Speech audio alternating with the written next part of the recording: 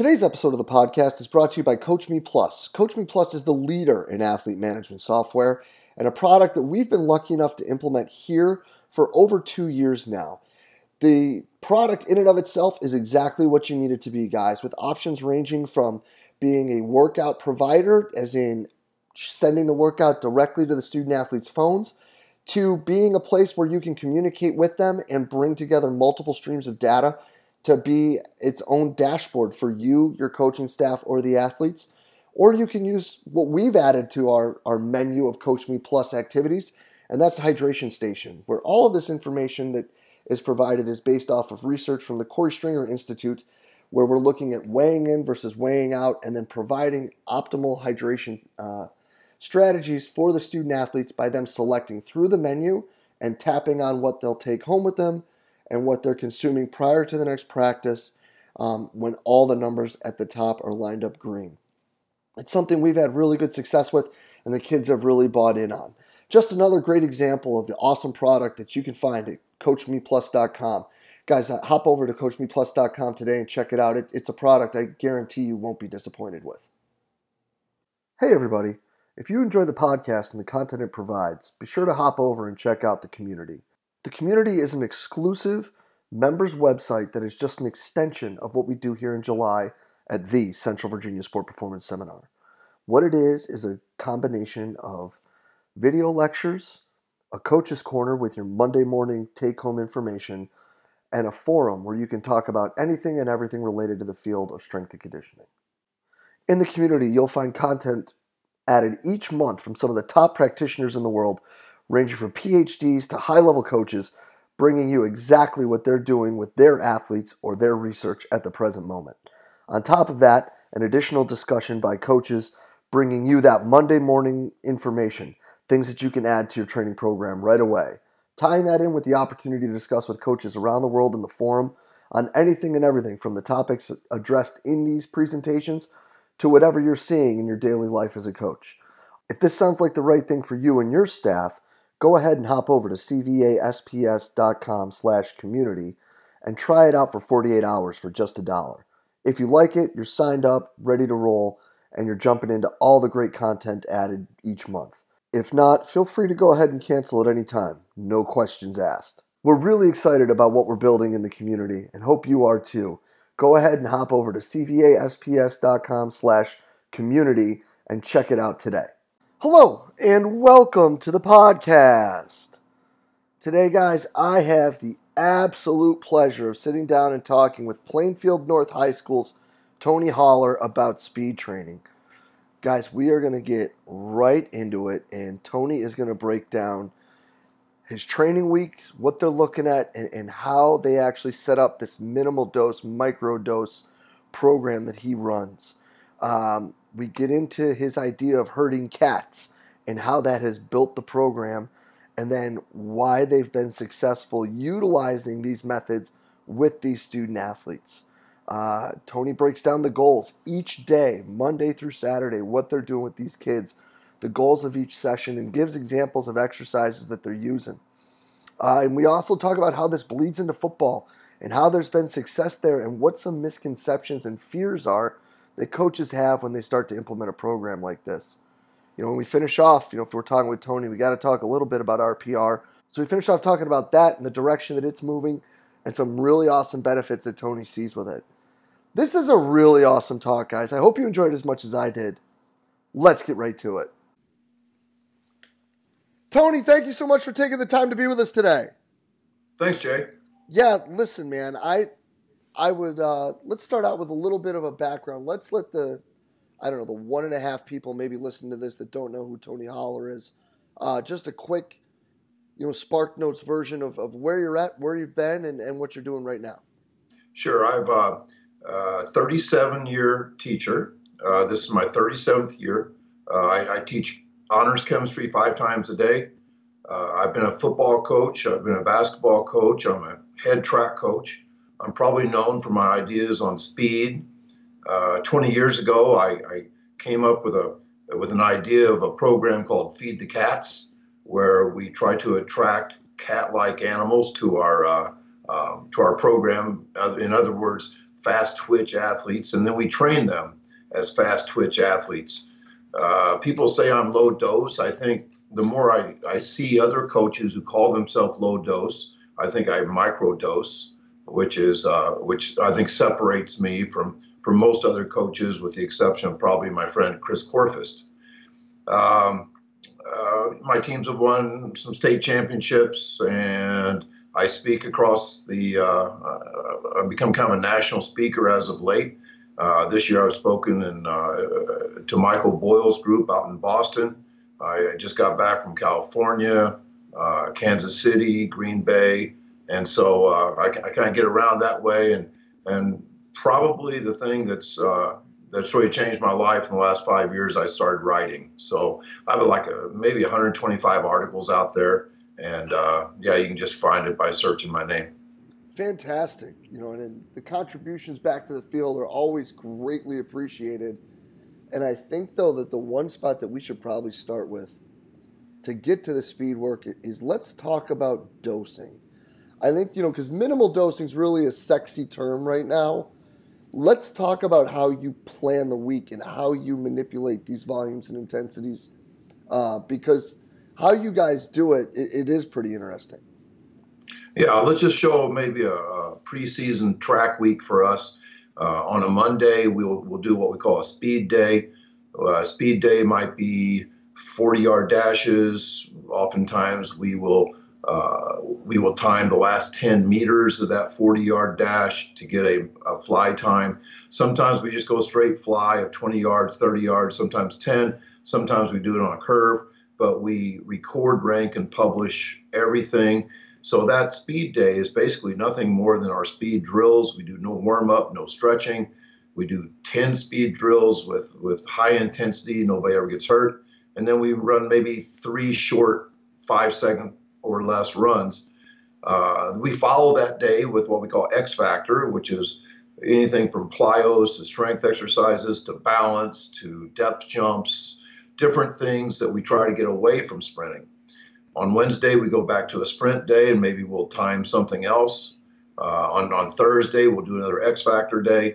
And then on Friday, we'll do a lactate workout. And our lactate workouts are, again, very, very much a micro dose. We may do the 23-second drill, which we run as far as we can run in 23 seconds. And kids really chase that distance. And then 10 minutes later, they do it again. Now, when they're doing this, they're spiked up and they're running fast. They get pretty acidic in between the 2 runs. But then we have 2 days off that really helps them to recover. So in a typical week, we would probably do 2 speed days, and then we call the lactate workout a speed day as well, and then 2 X Factor days. But our practices, all 5 of those practices would last less than 45 minutes. People ask what we do after that, and gee, we just go home. I love it. I love it because I think that everyone likes to talk about quality over quantity, but nobody's really doing it. Oh, it drives me nuts. I got in trouble at the Glacier Clinic last weekend in Kansas City because I posted something about a college coach who was speaking at the clinic and he was showing his workouts, and he's a self-proclaimed low-dose guy. And if my athletes would go to his university and run his sprint workouts, they would think they're training for a marathon or something. So so many college coaches especially are very high dose, in my opinion, but they call themselves low dose. So that's why I kind of adopted the word microdose. Yeah. So now let's talk about how it got to that point. Because for most people who get into that microdosing, as you're saying, it realm, or people when they start backing off, there's almost like a needed bravery to it, because it is kind of like the whole idea of like FOMO, right? Like fear of missing out. Like if you're not doing all this stuff, oh my gosh, have we done enough? Are we going to be ready? You know what I mean? Oh, for sure. I think I wrote in a football article that I wrote last summer that I think football coaches would rather lose than get outworked. And I don't know if many people say that, but I've been in football a long time, and I see that where coaches are fearful about being outworked, and a lot of times that I believe is counterproductive. But what happened to me is 20 years ago, really a convergence of three events. One was I had a great team that happened to be middle distance runners. We got beat in the state championships when I thought we were the best team in the state, but it was hot. We got beat by a bunch of sprinters and jumpers. That was one thing. The other thing was I had a very athletic oldest son, Alec, who was not quite in high school yet. And he said, Dad, I think I want to play baseball in high school, which kind of threw me, for a loop because, if you can't convince your own kid to run track, and what kind of a track coach are you? So, those two things really hit me. And then the third thing was I saw a great speaker from out in Massachusetts, from Wheaton College, a guy named Paul Souza, who said that he had 4 kids at the Division III level running in the 47s and the 400, and none of them ever ran more than a 200 in practice. Those three things together began my feed the cats thing. And when you say it has to be a leap of faith, I call it drinking the Kool-Aid. You've got to go kind of crazy to trust in a microdosing situation. But what happens is your kids end up being super healthy, super excited. I say that kids are really good at what they like, and they're obsessed with what they love. And if that happens in a track and field setting, that's really unique because track and field is not a very loved sport in most schools. In most schools, it's almost like practice is almost like punishment. My kids love practice. It's not a dark cloud that ruins their day like my track and field experience was. So those things all kind of came together. And when I really sold out to it, I thought, well, what I'm doing is attracting great athletes to my team. And even though they will be poorly trained, we're going to have better talent than my opposition. But what I found over the years is that this is actually the right way to train. No, that's awesome. So let's talk about the herding cats. How are you identifying these kids, and how is this moving forward? Well, first of all, if you build a program based on speed and microdosing and keeping practice fun and really thinking through the eyes of kids, when you do those things, the cats come to you. I get kids showing up. The fastest 10 kids in my school are running track this year. But in addition, I work in unison with the football program to, I train all through December and January, about 130 athletes. Only about 30 of those guys are sprinters on my track team. So I'm training all those kids. So I'm exposing them to good speed training and all that stuff. And what happens is if a kid's not locked up in baseball, they want to run track. So the attraction is really there, I think. And, we miss a few kids and we don't understand why. But overall, every fast kid at my high school wants to run track. That's awesome. That's really great because I think that, obviously getting them there is step one. So now let's talk about how you actually identify and select these exercises for these microdoses. Because going back, you were talking about those Tuesday, Thursday kind of accessory days. Yes. There's a vast array of different things you mentioned there. And how you identify distances or what you are going to have these student athletes doing when it comes to their timed events during the week. Yeah, well, in the way I laid out that week for you earlier, the speed days and the X Factor days are 100% alactic. We never, ever chase an aerobic type of fitness. We never chase the lactate work until we do a lactate workout on Friday. And we always, anytime we do a lactate workout, we always give them a day off the next day. And by the way, track meets are also considered lactate workouts. They're very difficult, and we always take the day off the day after a track meet, sometimes 2 days off. So anyway, if you're getting back to those accessory exercises, the X Factor stuff, the things that we like to do, we have come by having a partner like Chris Corfist. Basically, you just have to go hang out with him in his basement, and that's all you see is X Factor work. the kids are doing things that are non-sprint, but yet help kids to sprint faster. Now, there may be things about mechanics or strengthening the glute med. We do a lot of work on stiffness and firmness. I coached just a terrific sprinter last year, a 14-year-old that ran 10.40 in the 100. That's the fastest 14-year-old 100 meters ever been run in the history of the world. Marcellus Moore is a fantastic sprinter, only 5'6".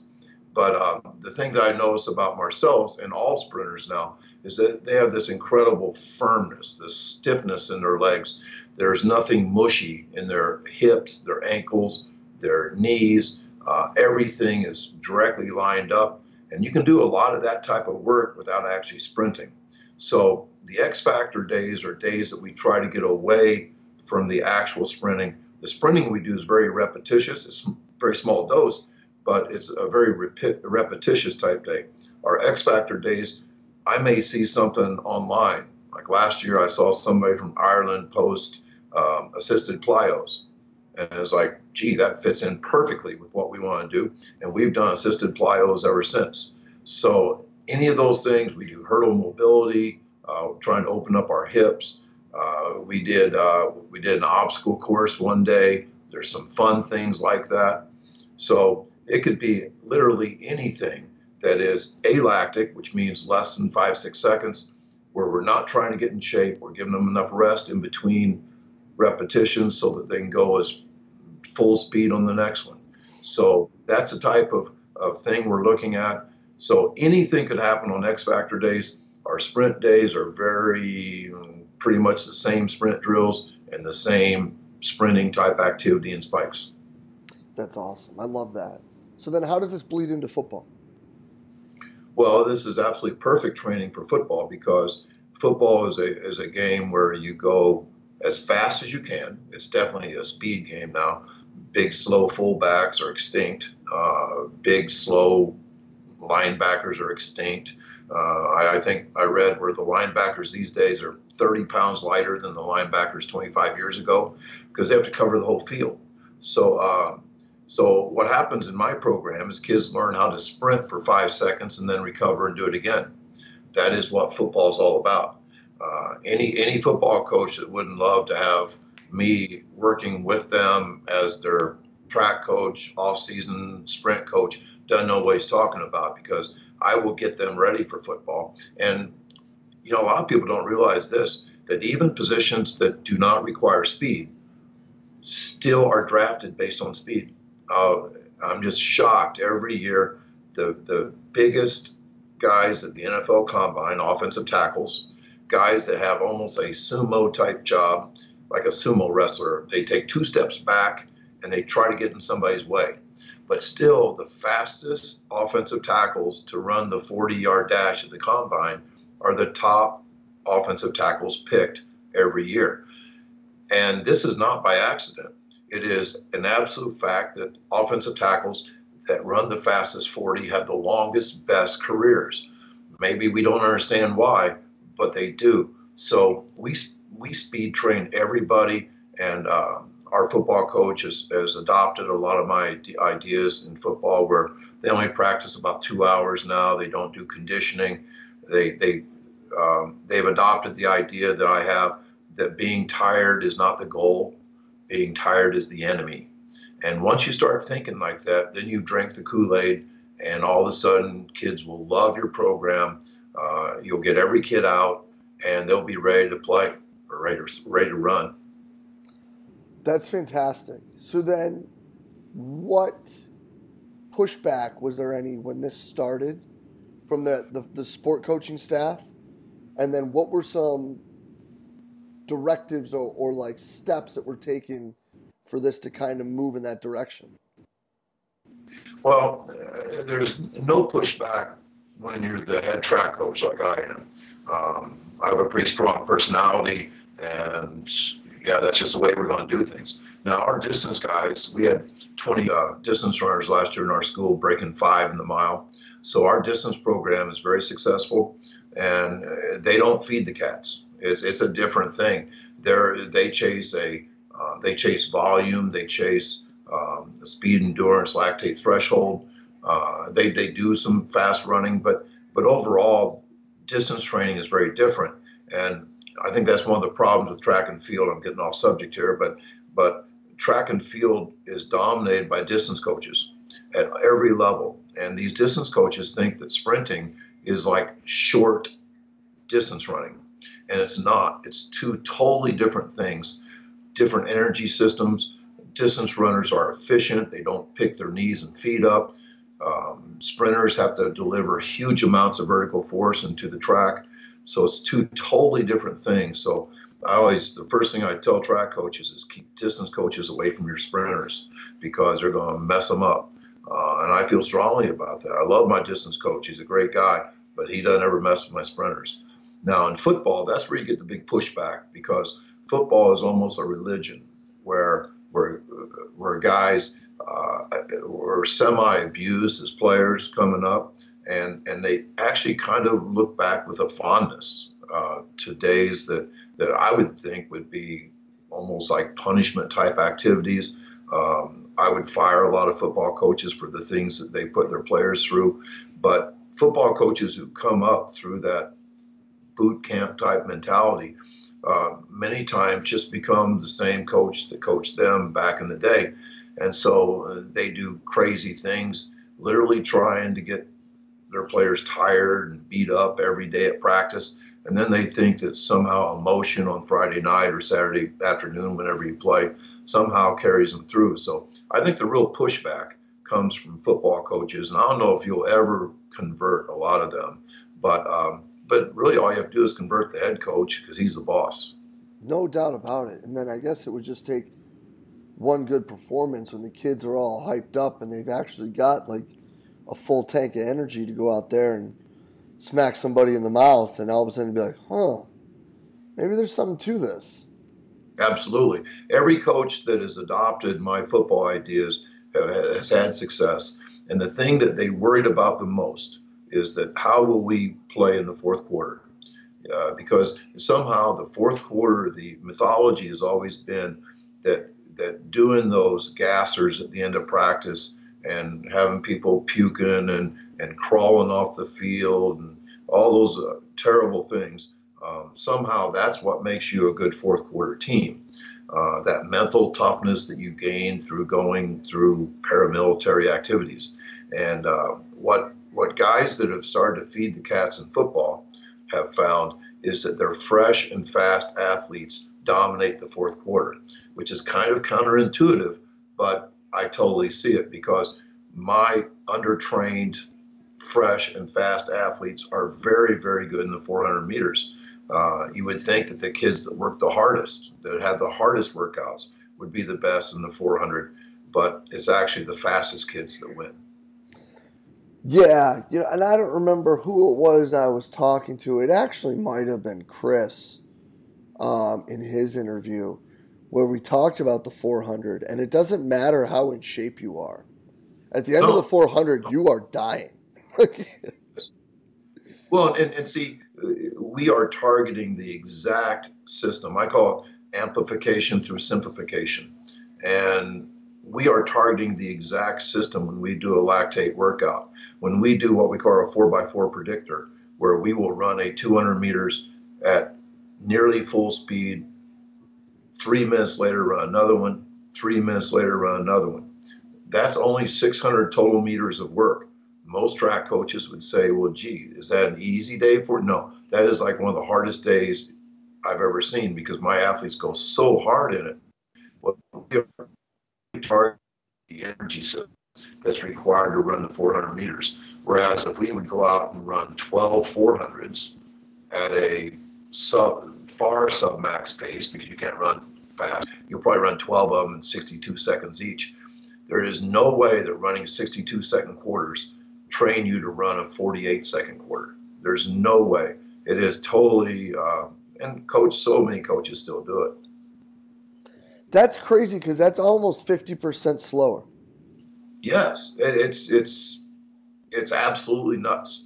But yet, once again, we've been raised with this post-World War II athletic model where when when guys got back from the war, they wanted to create a near army-like feeling among high school kids to turn boys into men and have them have this wonderful bonding experience like they had over in Germany.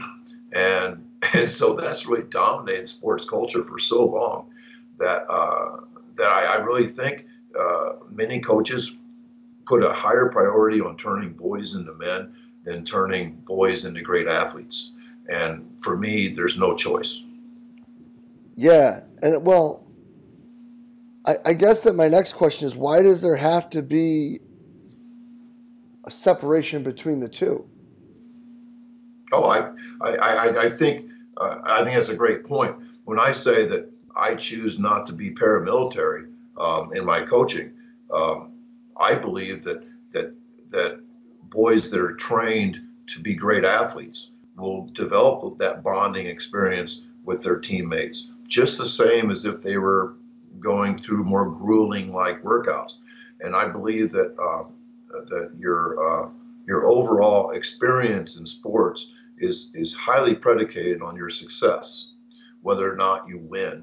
I think winning situations create just incredible memories, incredible friendships, and many times being on the losing side does not create the same positive experience. So if you can go out and perform really, really well, I think you can do that with microdosing. I think you can do that with loving practice, loving your sport, and then you go out and win when you compete. Boy, it's a great thing, and I think that's why I think this whole thing has had a great. When I started feeding the cats 20 years ago, I think it's really helped me because see, I love coaching more now in my 37th year than I've ever loved it because our practices are short. My kids perform well. I reflect my kids' enthusiasm. There's nothing worse than going to a track practice with a group of kids that their first question is, "Coach, do we have to run today?" And that happens. Oh. Believe that this is track and field. No, our kids never forget their spikes. They love to sprint. They love to get timed. I put stuff out on Twitter every night, about kids that PR in practice and all that stuff. And it's just a totally different way to look at things. That's fantastic. And I think, too, like, going back and the idea of it being more than just the dosing, like, understanding that, like, do you have to work hard to get ahead? Yes. But you have to work hard at doing the right things to get ahead. Work smarter. 100%. Yes. And there is no inherent value for simply working hard. I love the quote that any fool can get another fool tired. And I think that the worst coaches sometimes have the hardest practices. And part of it is because I have four grown-up kids, and I watched them go through some abusive programs. And you have to realize there was a study done just recently to say that high school students now spend more time working at high school on their high school activities than their parents do on their job. These kids, my chemistry class starts every day at 7:05. The last thing I want to do is send my track athletes home beaten up and sore and tired and non-functional. I want them to go home with some gas in their tank. I want them to be able to sit at the dinner table and speak in a happy way. And I just saw with my own sons that many times they'd come home from football practice and go to bed. They were that beat up. And, I don't think that's a healthy thing for any 16-year-old. No, not at all. And it's funny that you say it like that, because I actually had some people in the weight room today with our red shirt kids, and there were a couple questions about, like, well, why aren't you like this, or why isn't it like that? And I'm like, listen, one, I'm going to have these guys for 5 years. So if I just go crazy now, what am I going to do in 36 months, let alone 60 months? And then two, if I destroy these kids in the morning before class and they go to their 9 o'clock and pass out, Now they're getting in trouble. I'm the reason they got in trouble. So everybody's mad at me. Like, there's no point to it. All you're doing is ruining everything at that point. Yep. And I think that the more I'm around it, I see that incremental gains on a consistent basis, when you tie that into a very positive outlook, when they love what they're doing, that works so much better than filling the cup full every day and letting it spill and letting the central nervous, I don't know about you, but I talk all the time about central nervous system crashes, and I really don't know what that means, but I can kind of see it when it happens, and I don't want it to happen. I want my kids to be mentally fresh and physically fresh for every workout. One of the things I say is that I never let today's workout ruin tomorrow's workout. And that's talking about incremental gains. Now, if you say, well, wait, coach, your lactate workouts, those are pretty hard. And yes, they are. I say there's a 48-hour hangover after a lactate workout, but we don't have a workout the next day. So I'm not ruining the next day's workout. We are taking that day off, sometimes 2 days off. So when that happens, when there's a positive mental attitude and you just get a little better every day and you never get injured, it's amazing how growth is really pretty good. No, 100%. And that's kind of like I have this conversation with kids all the time, especially when they're coming back from injury, because that's when they really seem to want to like go crazy with pushing themselves because they've been out, they want to do this and that. And it's like, you always have to remember, kids, you can do more tomorrow, but you can never do less yesterday. I love that. Yeah, that's for sure. I totally agree. And it's even better when they don't get hurt. No doubt. I mean, because getting injured ruins your consistency, and then it starts messing with your mental stuff. And boy, if microdosing prevents 50% of all injuries, maybe we should be doing it. No doubt about it. I mean, yeah, there's always going to be the crazy things that happen, right? Like, yep.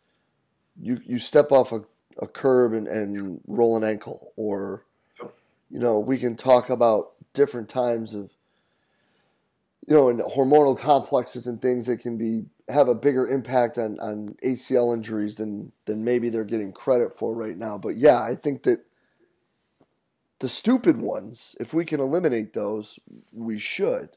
Isn't that what we say we do? Absolutely. And, another thing that Corfist and I are really big on, of course, is the reflexive performance reset, the RPR stuff. Since RPR, I have not had a single hamstring injury with a sprinter in 5 years. My guys never have shin splints. I think we run faster than we have a right to. So the RPR stuff is really a central part of my program. And of course, Chris is an owner of the whole thing, and it's pretty good stuff.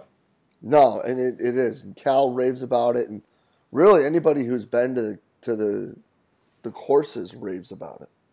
Yeah, I just spoke last week in Kansas City, and I'm always thinking, I spoke 6 times. I'm always thinking the RPR thing is the one thing that's not track and field. And I'm always kind of concerned, like, oh, gee, I hope people show up. I hope they're interested. And we had a great crowd, and people, it's probably the most popular presentation I do. And it's just really just demonstrating it, because when they see what can happen, after a 10-minute session, athletes are better athletes in 10 minutes, which is a pretty powerful thing to say. No doubt. That's awesome. Well, Tony, let me get you out of here on this. Where can people find more about you? Where are you on the social and the internet? Twitter is probably my biggest presence.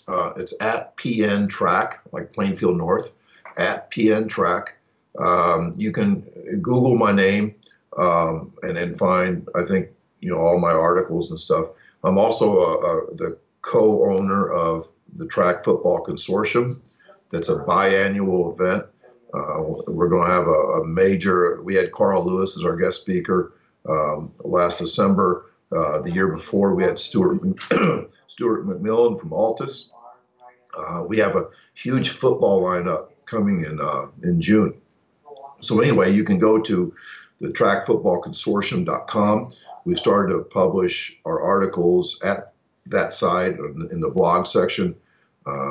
So anyway, yeah, I think pretty much people get a hold of me if they get any of that stuff. You can get a hold of me through email or phone or whatever. Fantastic. Tony, I can't thank you enough, man. This is absolutely killer stuff. Thank you so much for your time today. Thanks, Jay. Had a good time. Yeah, appreciate it. And a huge thanks to Plainfield North High School's Tony Holler for sitting down and talking with us today. Guys, open, honest, candid sharing.